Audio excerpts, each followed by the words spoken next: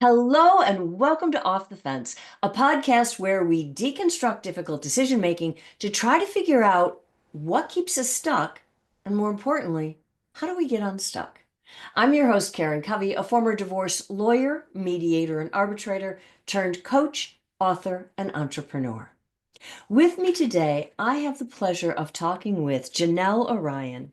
Janelle is an Ivy League educated personal growth junkie, entrepreneur, and pleasure activator. She's a life coach and a facilitator who guides and holds space for others' spiritual awakening. Janelle is also a podcaster and the host of the Permission to Be Human podcast. Janelle has visited all seven continents and has been to Burning Man 9 times. I'm not sure which one is a bigger accomplishment. She's polyamorous and has been married and divorced in love. With an open heart and radical acceptance, Janelle coaches people to feel wildly alive and gives them permission to live one step closer to their truth. Janelle, welcome to the show. Thanks, Karen. It's so good to be here. There are so many things I want to talk with you about, not the least of which is how you can get married and divorced in love, right? That's quite an accomplishment and something that a lot of people would, are just dying to do. They would love to be able to end their marriage as lovingly as they started it, but it's easier said than done. But before we get into all of that, let's start with the backstory. Let's start with the marriage because I know you got married later in life. How did that happen? How did you meet the guy? Tell me all the things. Okay. I was 40 and Cupid was 10 years ago. So online dating works. And I really believed in their algorithm. So that was how it was. Simple meeting online.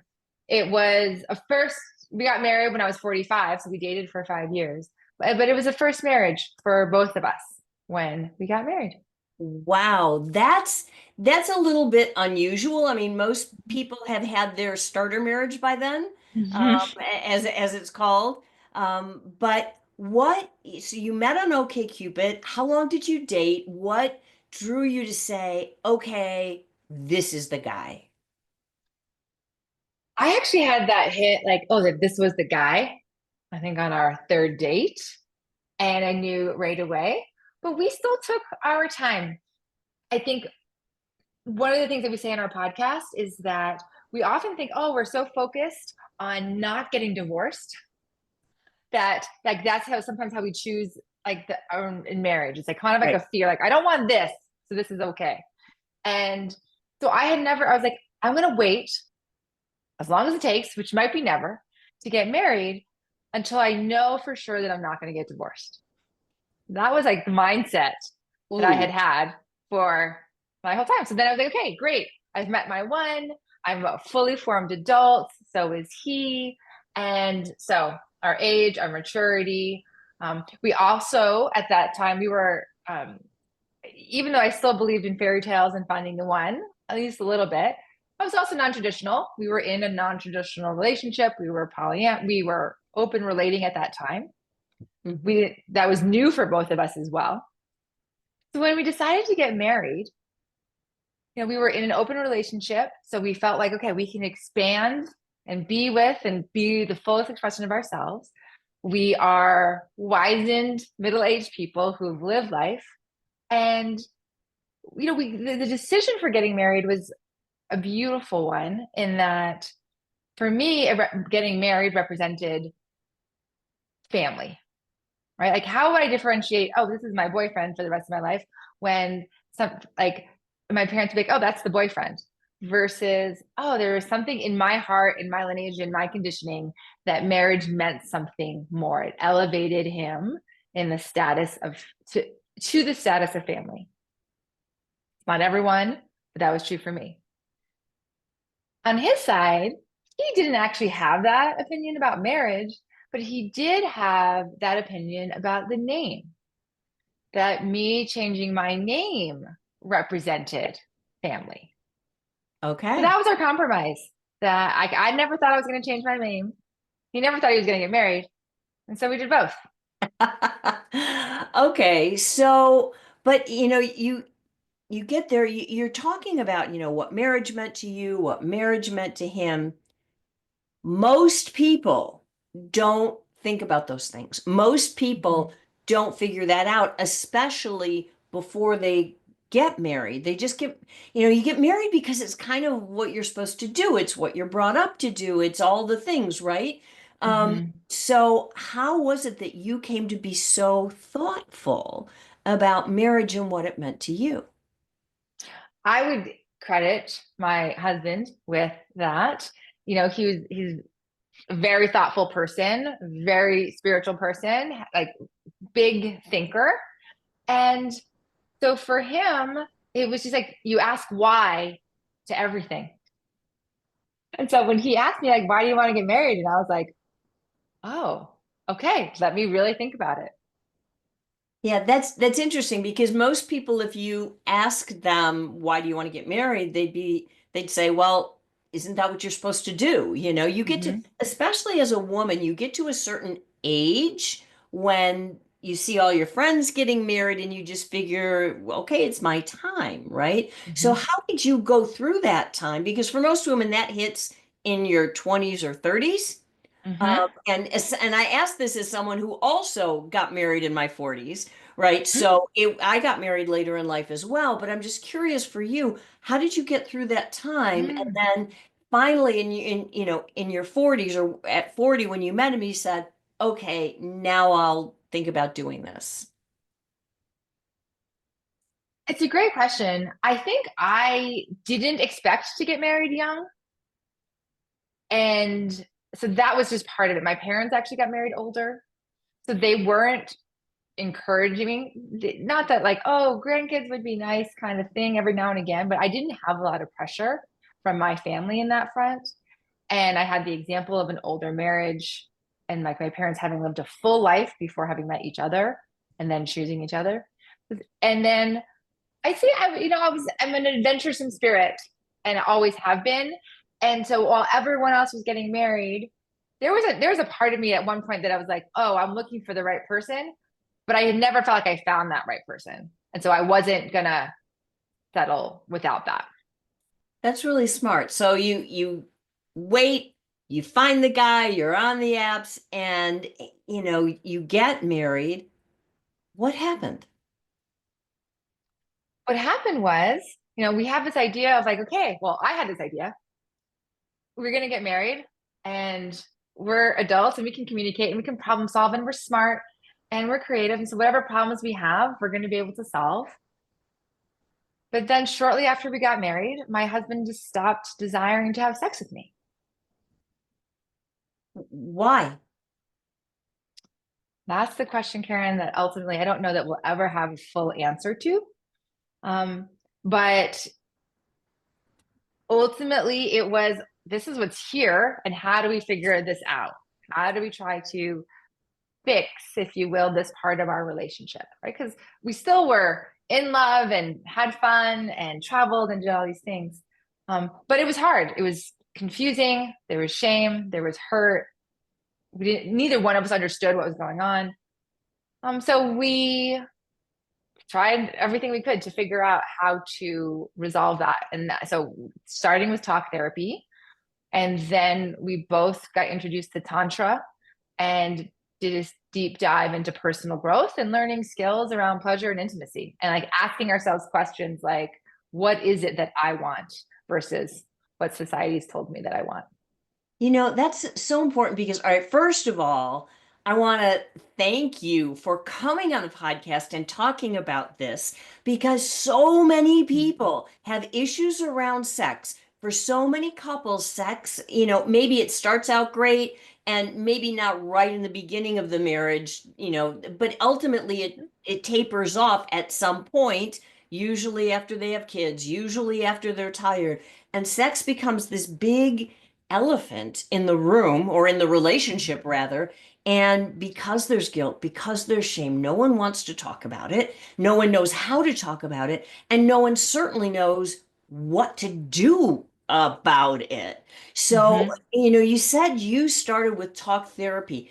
How did you find a therapist? Is it just did you go to a regular talk therapist, or did you have to find a sex therapist, or like if someone's got this problem, what do they do? Well, I'll say one of the things that we did was because I mentioned we converted from monogamy when we first met as we were dating into a non-monogamous relationship. Um, we had a sex therapist, right? Someone who was open to non-traditional relationship types. And we had that when things were fine, but as a tool in our toolbox, because we knew for both of us that we were swimming in waters that were new for us, that we were expanding ourselves, but we were also playing with our edges. And so this is one of the ways that my husband was very smart. He's like, we should just like, what are the resources we have available to us to help us navigate this well? Wow, that is a really great idea. But all right, now I have to ask you, and I apologize if this is an inappropriate question, but I would think as somebody who is not polyamorous, I mean, very, very traditional marriage, for myself and my husband, that's our choice. But a lot of people are probably wondering, okay, you could have sex with anybody you wanted. You were polyamorous. Mhm. What difference did it make that you and your husband weren't having sex? That's a great question, actually. I'm so glad that you're asking it because that was part of my journey. I didn't understand why that was the case. And part of it was that I wasn't having actually a ton of sex. I was having some, but I was so engrossed in trying to understand what was happening with our relationship that I wasn't like, oh, let me go and figure out another relationship. Someone else could have, no problem. We did, and I did try to say, okay, for a long time, I'm just not going to have sex with my primary partner, my husband. I can have other relationships. But ultimately, what ended up happening is I found my truth, which was that I wanted to be having sex with my primary partner. How did you find that truth? How did that realization come to you? It was a long journey. It was over the many years, and the journey was a painful one. And when I say like coming home to myself, it's not an easy journey for people, for anyone to like look in the mirror and say, okay, what is it that I want? What I have been taught? What am I where? And what I came to realize was that I was honoring my husband's boundaries, but I was actually crossing my own but I didn't even know what my boundary was. Like I didn't know that wanting to have sex with a primary partner was my boundary until I finally, after retreats and reading and therapy and dark nights of the soul, that I was like, oh, this is what I want. And it's not here. And so the repercussion of standing in my truth meant we need to talk about divorce. Well, I assume that before you got to that point, you tried a lot of things. I mean, and Mm-hmm. and I also assume because it seems like you're a very sexual being, as we all are, but a lot of people don't express it that well. Um, you must have been having sex with them before you were married. Yes, we What were. And okay, it was okay, great I'm sex. confused. So I think that the example, or I'm just an example of the complexity of being human and of being in relationships, right? We all have things that we bring into a relationship. And there's stuff that some of us we don't ever figure out. And there's We Can Do Hard Things is a podcast with Glennon Doyle. And her sister mentions on this podcast that, there's an assumption that it's men who want the sex and women who don't. And that's like the Hmm. thing, the meme in our culture. And so there's an added shame when it's the woman who wants sex and the man doesn't, because then it feels like, oh, there's doubly something wrong with me because I want it. So that possibly makes me bad, shameful, something, woman doing something she shouldn't. And yet, why? And then he doesn't want me. So something must be wrong with me. Right. So these were all things that I was having to navigate and figure out on my own, or not on my own, but that's my own journey Hmm. to be like, oh, nothing's actually wrong with me. But I'll also say, yes, a sexual being, but I have become much more sexual and like radiant and embodied in my sexuality as a result of this journey. I mentioned that I was taking courses on pleasure and Tantra and intimacy.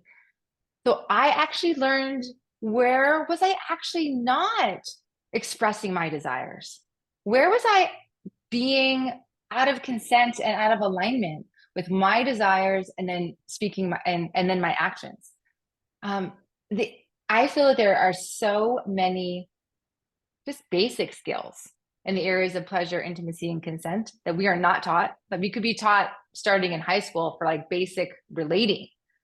And that's what I learned as I a was result of this journey. wondering that as you were talking, it was occurring to me like, do the skills that you learned in the area of pleasure and intimacy, will those skills transfer into just talking to your spouse or being in a relationship and having boundaries? Is there a transference of these skills? Yes, 100%. In fact, I would say like sex is actually just the byproduct. Like it's almost not the thing, right? The thing is, how do we talk about it? Something that's vulnerable, that's intimate, that may be tinged with guilt or shame or confusion. Something that can activate us into anger, frustration, tears, and hurt. How do you have a conversation about those things? Because oftentimes having the conversation is what can cause a greater disconnection because someone's not feeling heard or not feeling seen.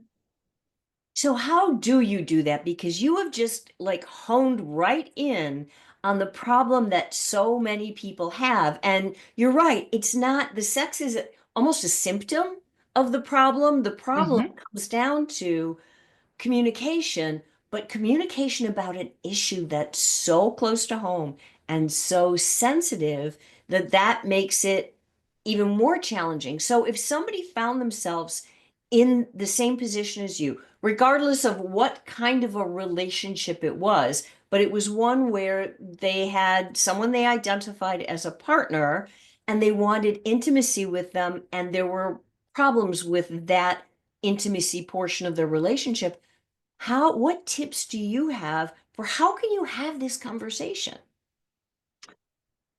Well, I'm actually really glad you asked because I'm actually writing a book on this very topic. Oh, hey. And um, what I call what you're asking is leading an epic life. Epic being embodying pleasure, intimacy, and consent as a path towards freedom and more fulfilling relationships. And so for me, there are skills around pleasure. And pleasure is a relationship with ourselves. What is it that we desire? And the question often that people don't ask, but I believe is really important, is what makes me feel safe in my body? Because when I feel safe in my body, then my pleasure gets more activated and I can be more curious. So do you think that the lack of sexual intimacy can be a safety issue, or is that just one thing? Because I know, for example, a lot of women are just blooming tired. I Mm-hmm. mean, you're working all day, you've got kids, you've got, a house and a family and all the, everything to do. And by the time you get into bed, you're exhausted. At least this is a lot of the stereotype. And then the man wants sex and the woman's like, not now, honey. Right? Mm-hmm. So, how does this play in? So I think that's a great question. So I would say safety in this term doesn't mean, right? Like I wasn't in any danger. Hmm. Safety to me is what helps my nervous system relax. Okay. I like that. And so if, a sink full of dishes, if I'm not relaxed, okay, so that could be one of the things. If it's, oh, I actually just want to have time alone, like an hour prior by myself in alone time, not with my partner, not with my kids, that will actually help contain me. And then I'll be more open to the approaches of my partner, would be another example, right? There's an infinite number of examples. We all get to choose and figure out what it is that relaxes our nervous system. Interesting. How did you, all right, so just thinking of the listeners here, what kinds of things can they try? You mentioned alone time is one of them, but Mhm. are there certain things that just tend to relax a human more, like things that they can try to say, okay, try being alone, try, getting your partner to do the dishes or the kids or something. What other kinds of things could they try if they just feel like they're on edge, they're anxious and they can't relax? That's a big question, and I would say there's lots of different ways to answer it. And so probably just a simple thing is knowing that like pleasure and your turn on is, although it's a biological experience, is also a skill, right? We can learn more about ourselves. And there are books that I recommend um, on these topics um, that can help, like The Art of Receiving and Giving, for example, by Betty Martin. Hmm. And so what my point being is just knowing that however you're doing it, like you're okay, right? You're normal. There's nothing wrong with you. And we're not often told, hey, why don't you spend some time figuring out something for yourself? Because we're so busy people pleasing someone else. And the recognition that there's a huge range of how pleasure can happen. Come As You Are is another book by Emily Nagasaki that speaks about all these different ways that women's energy, like brakes, she calls it like brakes and pedals, can get turned on. So pleasure is a whole vast area that there are skills that you can learn. So that I would just say is just start there. That's like my best Hmm. like Quick thing. tip. That's Mm-hmm. great. And just for those listening, I'll link to all of that in the show notes so that people can access the books right away if that's what if that's what they're called to do, if that's the direction that they want to go. But getting back into your story, so you and your husband get married, everything is great, and then all of a sudden he doesn't want sex with you anymore. You start going crazy. How did you resolve that or come to the point where you realized this is not a solvable problem? We need to get divorced. As I said, it ultimately came down to me recognizing, oh, what is it that I wanted? And once I was able to like recognize what it is that I wanted and then give voice to that, which was, oh, I want to be in a partnership where I'm having sex with that partner, then it's like, okay, I'm now looking at my reality versus focused on my imagined reality.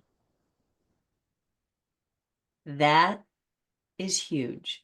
I mean, so many people live in the land of what I call wishful thinking. And Mm-hmm. because we want to believe that it'll Mm-hmm. change. And people, especially women, men do this to a certain extent as well, but I think women tend to do it a little bit more, where they keep hoping the other person's going to change. He'll come around, so was there that pressure on him to say, look, get your act together, buddy? I mean, see what you can do for him to try to do something to change. Yes, that was definitely part of the experience of the tension between us. Like we both knew we can't make each other change, and yet, it's not easy to be in the face of my tears either and say, this is just what's happening, and I'm trying to, and it's not that he wasn't trying on his own, that the results didn't change. And what I would say is, this is what I think is incredible. Well, maybe I'm jumping ahead into the divorce and love. So. Okay, but the reason that I'm digging into this is so many people get stuck on the fence, hence the name of the podcast, right?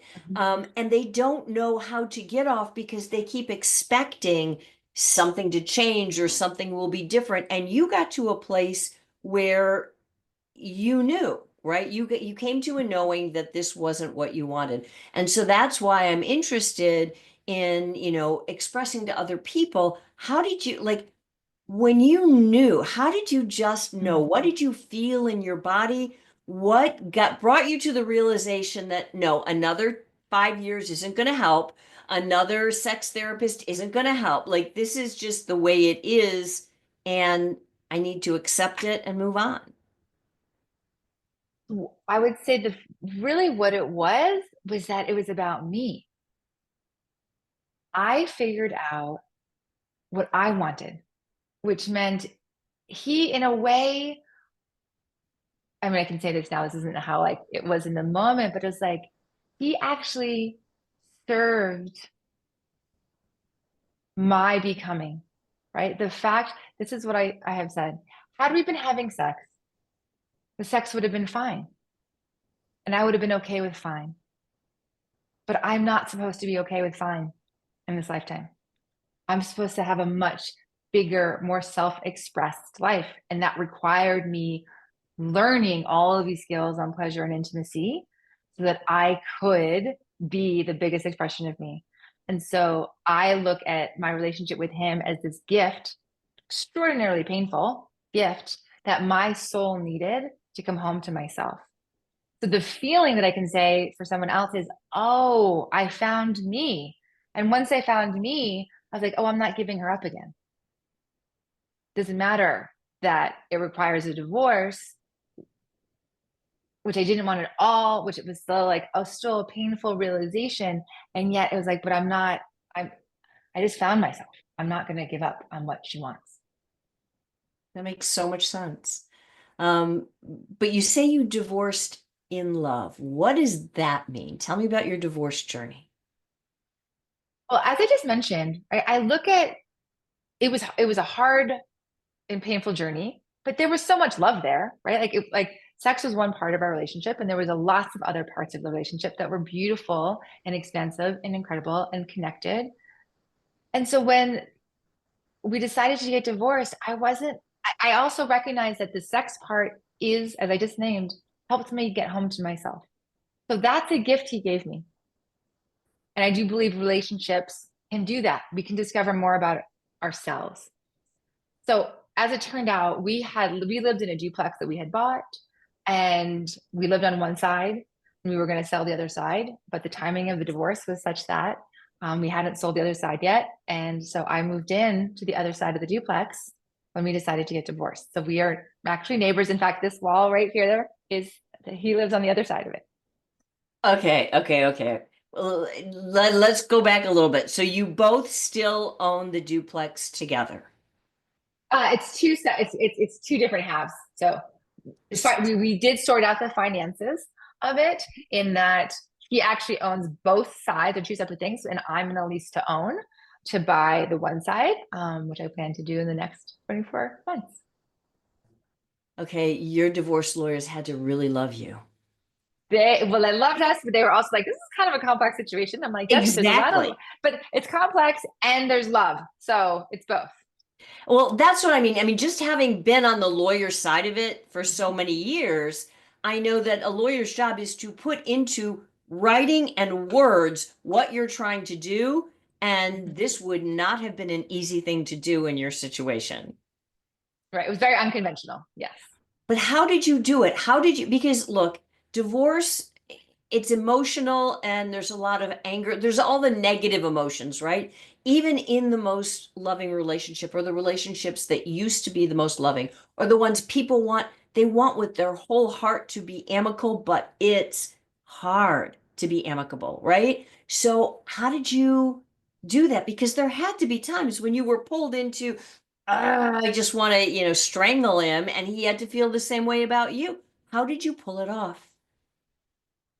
I would say this is where our age, our maturity, and our personal growth work did really help us, because we have been struggling throughout our whole relationship, right? There was a lot of tension around the sex in our relationship, and we knew we still loved each other.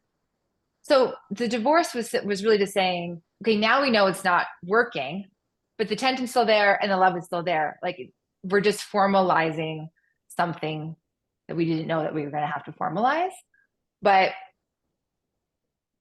the confusion and the hurt, like, we never figured any of it out. So in some ways, and so it was just like, okay, we still feel that we are serving each other's becoming. And I will say, one of the ways I describe it, I learned a lot from when I was dating him from 40 to 45. I learned exponentially more in our marriage about myself. And then I learned, and that was in a 3.5 year period of time. And then in the year after our divorce, by being in relationship with him and still doing the finances, figuring it out, being neighbors, by staying connected, I learned so much more about myself than I did in those other 9 years combined, that I am so, so grateful for. That I think a lot of times we think it hurts too much. I'm just going to like pretend that relationship didn't exist in my life or whatever people think.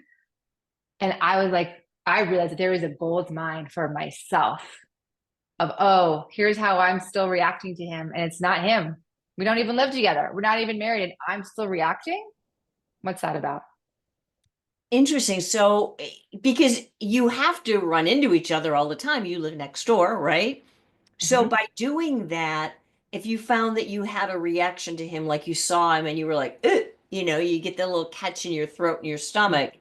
Um, what would you do? What would you actually do to say, huh, what's that about? Great. Emotional release tools. It's one of the skills that I also feel are they're part of intimacy is emotions come up and how do you handle them? Because emotions, you can control your own emotion. You cannot control somebody else's, and you can't control what they did to impact you.